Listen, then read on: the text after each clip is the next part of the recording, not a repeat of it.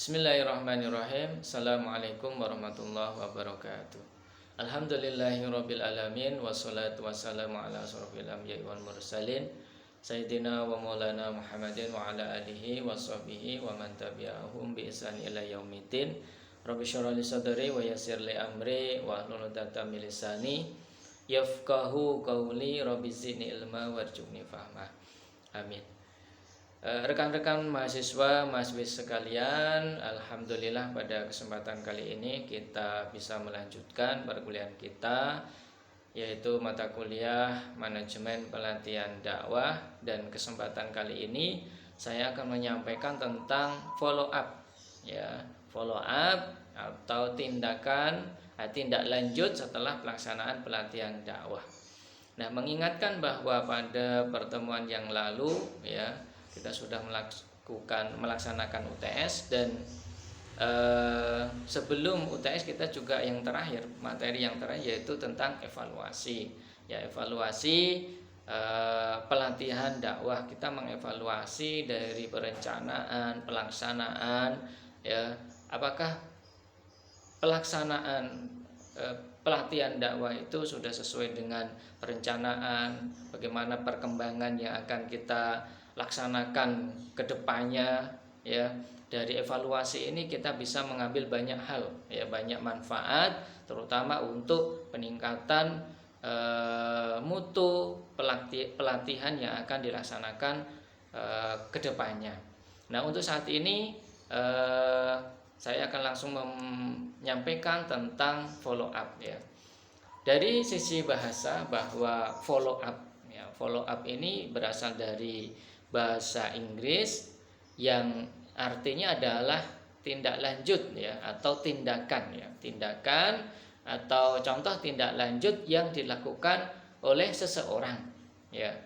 Nah, follow up ini juga bermakna bahwa kegiatan atau langkah atau tindak lanjut yang dilakukan setelah kegiatan pelatihan dilaksanakan. Artinya bahwa follow up ini menggambarkan kepada kita bahwa apa yang harus kita lakukan setelah melaksanakan pelatihan dakwah itu.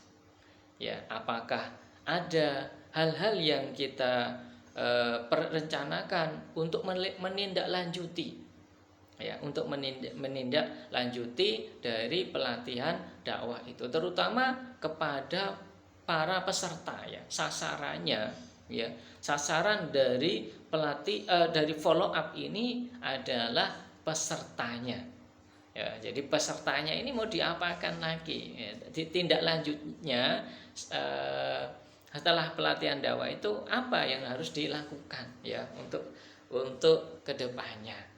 Nah, itu, ya, follow up, tindak lanjut, ya, tindakan yang kita lakukan untuk menindaklanjuti terutama pada peserta, ya, apa yang harus dilakukan setelahnya, ya, setelah mengikuti pelatihan. Dalam hal ini kan pesertanya itu kan mubalik, ya, atau dai-dai yang sudah kita latih.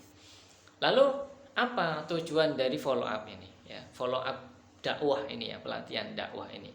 Yang pertama, bahwa tujuan dari follow up ini adalah untuk meningkatkan kompetensi, kemampuan, dan juga pengetahuan mubalik, ya. Kita pada pelatihan sudah kita berikan pengetahuan, kompetensi, tetapi dengan adanya follow up ini tujuannya, ya, untuk lebih apa? Meningkatkan kembali, ya, meningkatkan terus kemampuan dari para mubalik. Itu yang pertama.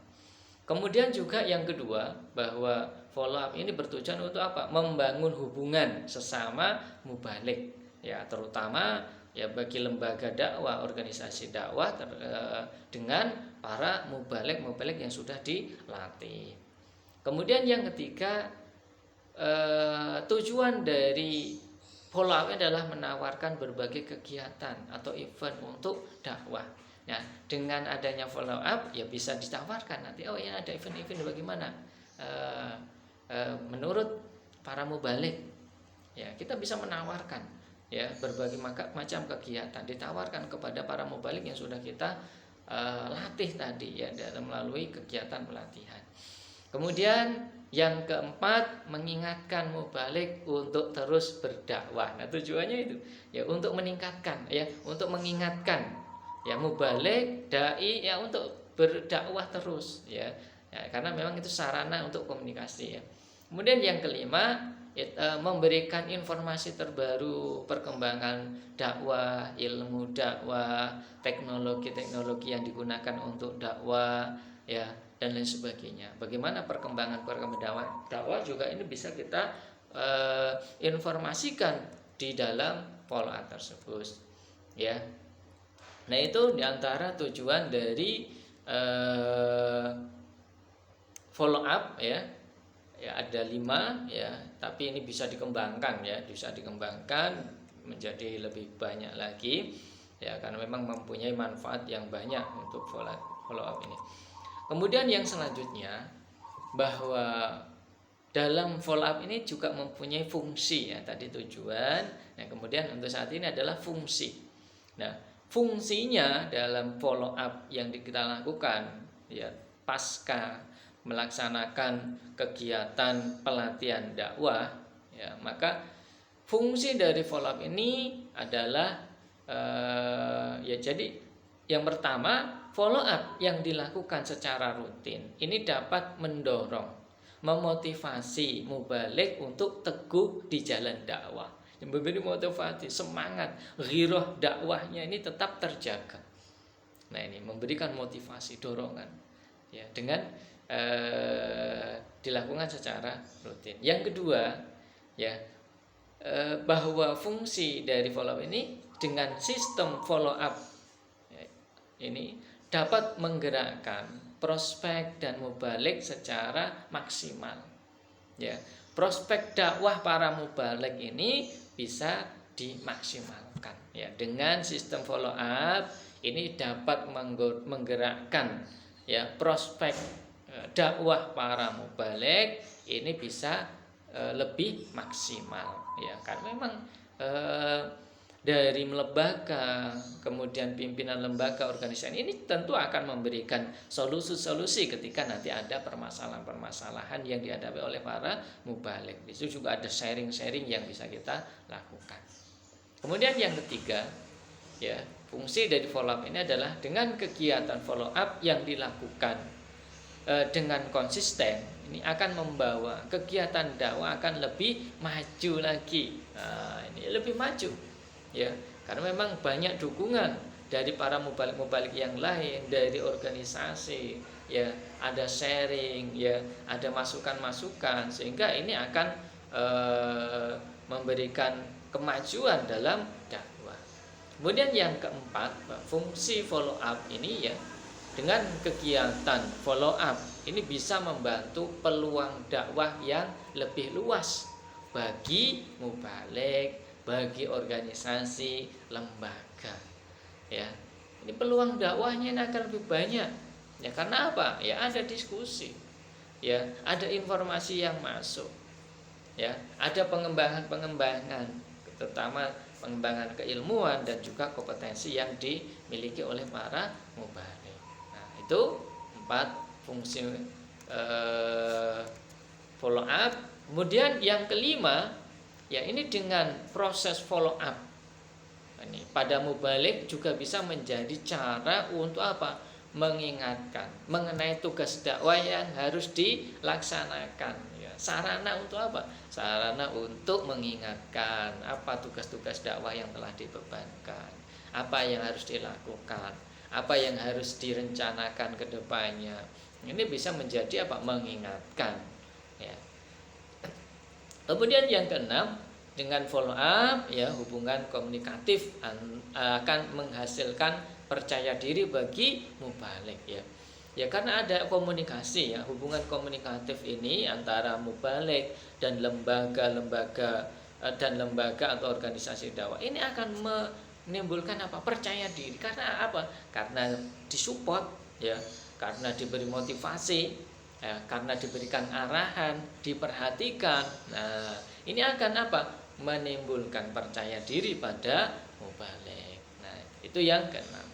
Kemudian yang ketujuh, dari follow up ini juga dijadikan saran untuk menyampaikan informasi baru yang terbaru yang berhubungan dengan dakwah secara keseluruhan. Ya, seperti tadi yang di atas juga memberikan informasi tentang hal-hal yang baru.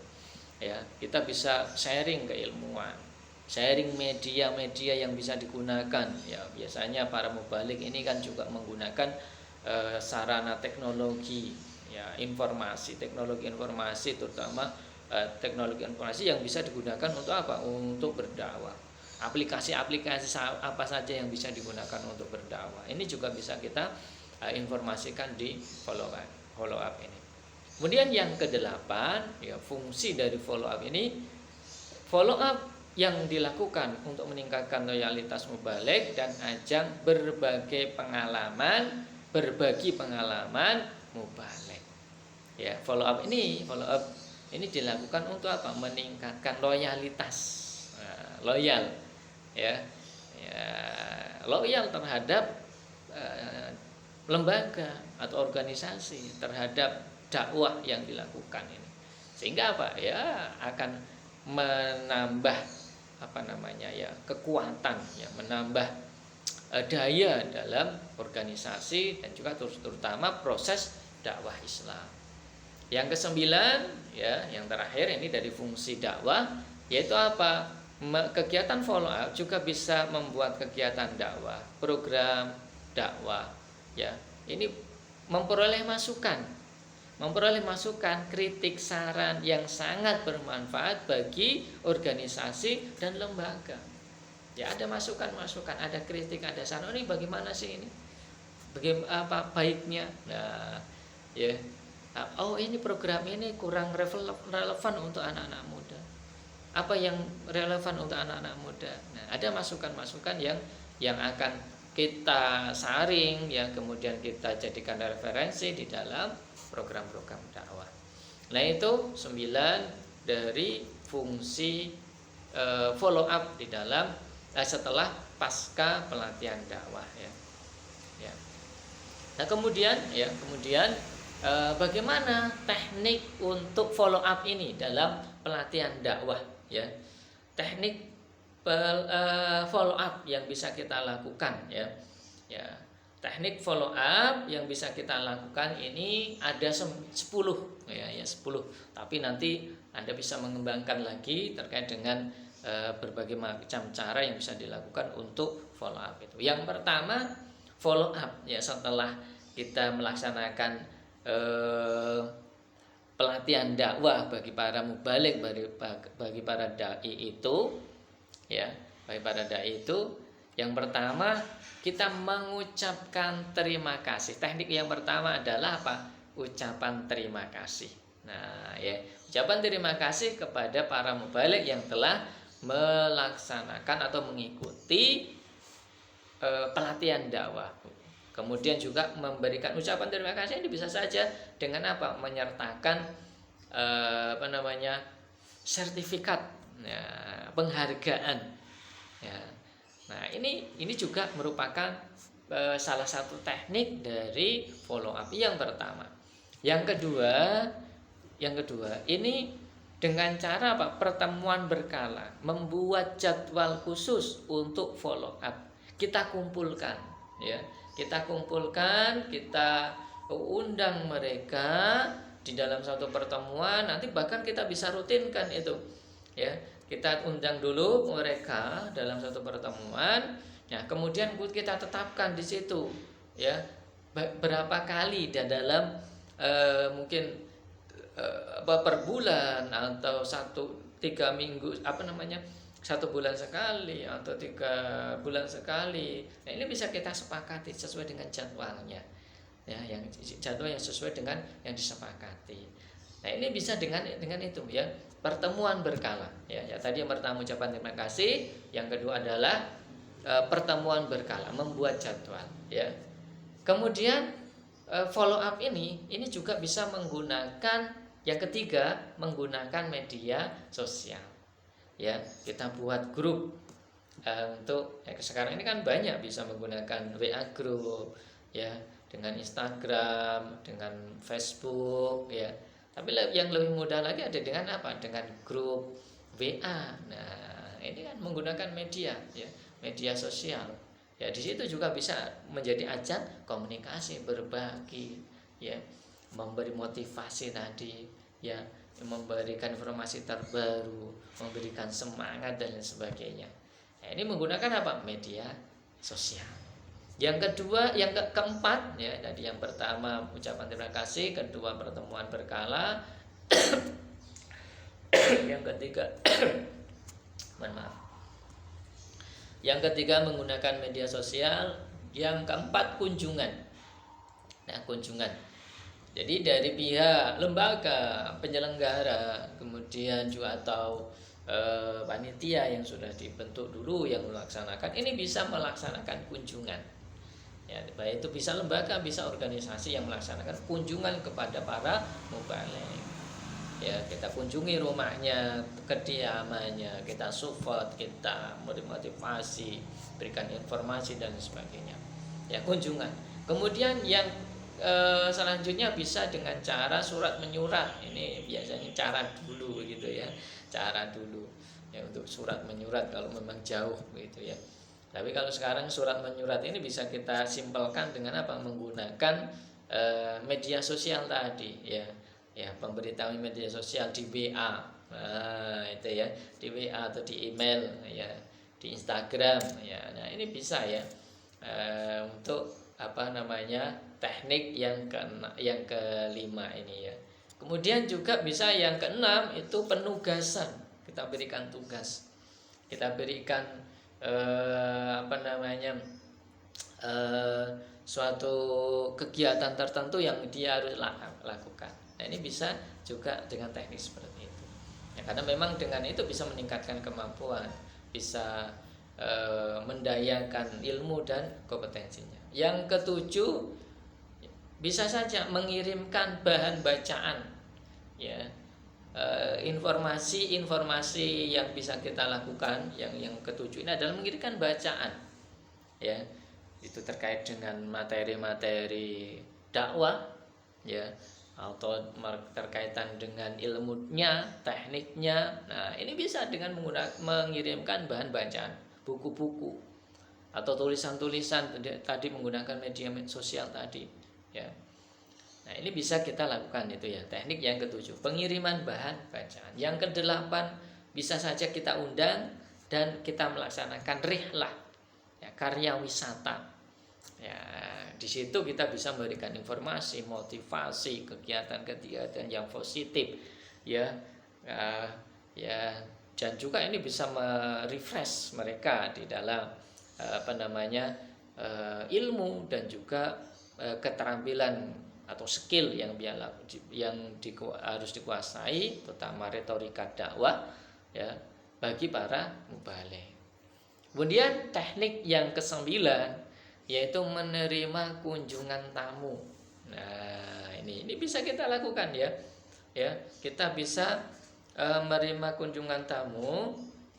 Jadi biasanya tamu yang datang di apa namanya, di lembaga, di kantor lembaga atau organisasi, terutama sudah kita jadwalkan, organisasi menerima tamu bagi para mubaligh yang telah melaksanakan training, pelatihan dakwah.